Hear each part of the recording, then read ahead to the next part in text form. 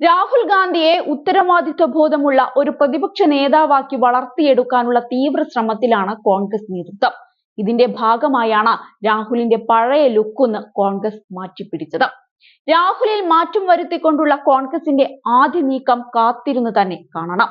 AICC president Mallikarjun ഖാർഗെയുടെ നിർദ്ദേശപ്രകാരം രാഹുൽ ഗാന്ധി കഴിഞ്ഞ ദിവസം മുതൽ ടീഷർട്ടിൽ നിന്ന് വെളുത്ത കുർത്തയിലേക്ക് വേഷം മാറി. പ്രതിപക്ഷ നേതാവെന്ന നിലയിൽ ഗൗരവമുള്ള വിഷയങ്ങൾ പാർലമെന്റിൽ അവതരിപ്പിക്കാൻ ടീഷർട്ട് പോരെന്നായിരുന്നു ഖാർഗെയുടെ നിർദ്ദേശം. സത്യപ്രതിജ്ഞാ വേളയിൽ പോലും ഭാരത് ജോഡോ യാത്രയിൽ പതിവാക്കിയിരുന്ന ടീഷർട്ടായിരുന്നു രാഹുൽ ഗാന്ധി ധരിച്ചത്. കഴിഞ്ഞ ദിവസം മുതൽ അതിനെല്ലാം മാറ്റം വന്നിരിക്കുകയാണ്. എടുപ്പിലും നടപ്പിലും പെരുമാറ്റത്തിലുമെല്ലാം പിതാവ് രാജീവ് ഗാന്ധിയെ അനുസ്മരിപ്പിക്കണമെന്നാണ് കോൺഗ്രസ് നേതൃനിരയിൽ നിന്ന് രാഹുൽ ഗാന്ധിക്ക് കിട്ടിയ നിർദ്ദേശം. കോൺഗ്രസിന്റെ മാത്രമല്ല ഇന്ത്യ സഖ്യത്തിന്റെ കൂടെ നേതാവാണ് രാഹുൽ ഗാന്ധിയെന്ന് പാർട്ടി ഓർമ്മിപ്പിക്കുന്നുണ്ട്.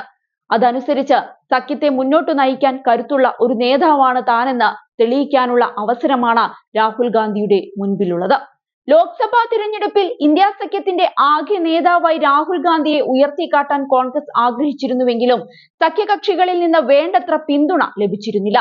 മുതിർന്ന ഒരു നേതാവിലേക്ക് രാഹുൽ ഇനിയും വളരെയേറെ വളരാനുണ്ടെന്നാണ് സഖ്യകക്ഷികൾ അന്ന് നിലപാടെടുത്തത്.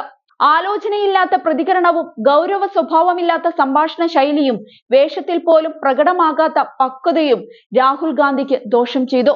പിന്നീട് തിരഞ്ഞെടുപ്പിന് ശേഷം നില മെച്ചപ്പെടുത്തിയപ്പോഴാണ് പ്രതിപക്ഷ നേതാവായി ഉയർത്തി കാണിക്കാമെന്ന മനോഗതിയിലേക്ക് പ്രതിപക്ഷ സഖ്യകക്ഷികൾ എത്തിപ്പെട്ടത്.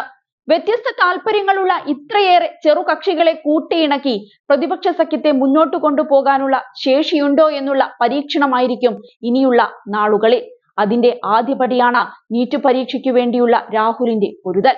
കോൺഗ്രസ് അധ്യക്ഷൻ മല്ലികാർജുൻ ഖാർഗെയുടെ വസതിയിൽ ഇന്നലെ ചേർന്ന ഇന്ത്യ മുന്നണി നേതാക്കളുടെ യോഗത്തിലാണ് തീരുമാനമുണ്ടായത്. നീറ്റ് വിഷയം ശക്തമായി ഉന്നയിക്കണമെന്ന് യോഗത്തിൽ പാർട്ടികളുടെ പ്രതിനിധികളെല്ലാം ആവശ്യപ്പെട്ടിട്ടുണ്ട്. ഇതോടെയാണ് വിഷയത്തിൽ പാർലമെന്റിലടക്കം ആഞ്ഞടിക്കാൻ യോഗം തീരുമാനിച്ചത്. കിലോമീറ്ററുകളോളം നടന്ന് ഇന്ത്യയെ അറിഞ്ഞ് ജനങ്ങളെ അറിഞ്ഞ് ഇനി അവർക്കൊരു ശബ്ദമാകാൻ ലോക്സഭയിലെ പ്രതിപക്ഷ നേതാവായി രാഹുൽ ഉണ്ടാകും. രാഷ്ട്രീയ പ്രവേശനത്തിന്റെ തുടക്കം മുതൽ അധിക്ഷേപങ്ങളും പരിഹാസങ്ങളും മാത്രമായിരുന്നു രാഹുലിന് ലഭിച്ചത്. പപ്പു, നെപ്പോ കിഡ്, അമൂൽ ബേബി തുടങ്ങി നിരന്തരം അദ്ദേഹം വ്യക്തിഹത്യയ്ക്ക് ഇരയായി.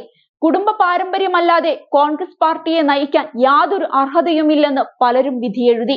സോണിയാഗാന്ധിയും പിന്നീട് മല്ലികാർജുൻ ഖാർഗെയും അധ്യക്ഷ പദവിയിലേക്ക് എത്തിയിട്ടും കോൺഗ്രസിന്റെ മുഖവും അധികാര കേന്ദ്രവുമെല്ലാം അപ്പോഴും രാഹുൽ തന്നെയായിരുന്നു. ഇതിനിടെ ഇന്ത്യയിലെ ജനങ്ങളെ അറിയാനായി രാഹുൽ ഗാന്ധി നടത്തിയ ഭാരത് ജോഡോ യാത്ര അദ്ദേഹത്തിന്റെ പ്രതിച്ഛായ തന്നെ മാറ്റിക്കളഞ്ഞു. കന്യാകുമാരിയിൽ നിന്നും കശ്മീർ വരെ 4000 കിലോമീറ്റർ കാൽനടയായി രാഹുൽ നടന്നത് ഇന്ത്യയിലെ ജനങ്ങളുടെ ഹൃദയത്തിലേക്കായിരുന്നു. ജാതിമത വർഗ വ്യത്യാസമില്ലാതെ ജനങ്ങളോടൊപ്പം അവരുടെ ജീവിതമറിഞ്ഞ് അദ്ദേഹം നടന്നു. പട്ടിണിക്കാരന്റെയും പാവപ്പെട്ടവന്റെയും ന്യൂനപക്ഷക്കാരന്റെയും എല്ലാം പ്രതീക്ഷയായി അദ്ദേഹം മാറി.